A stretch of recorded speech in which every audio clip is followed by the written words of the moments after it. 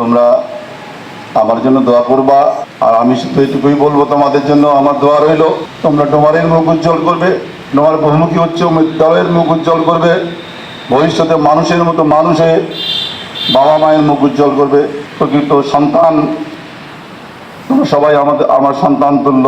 সন্তান যখন ভালো কোনো জায়গায় যায়, ভালো কিছু করে, তখন বাবার বুকটা অনেক বড় হয়ে যায়। কাজেই তোমরা এই কাজটা করবে আর আমার জন্য দোয়া করবে, আমি যেন ভালো থাকি।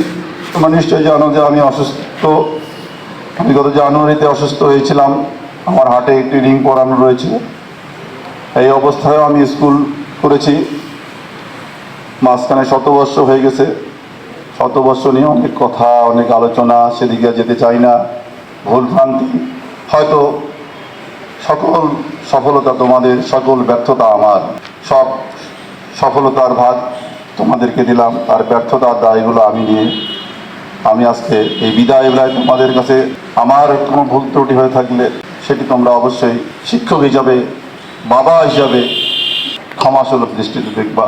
আর দোয়া করবা পরম করুণাময় আল্লাহর কাছে যেন আমি ভালো থাকি, আমার পরিবারকে নিয়ে, আমার সন্তানদেরকে নিয়ে যেন ভালো থাকি। আল্লাহ যেন সেই তৌফিক দেয়।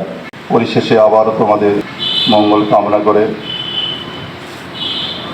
আমি আজকের এই কথা শেষ করছি।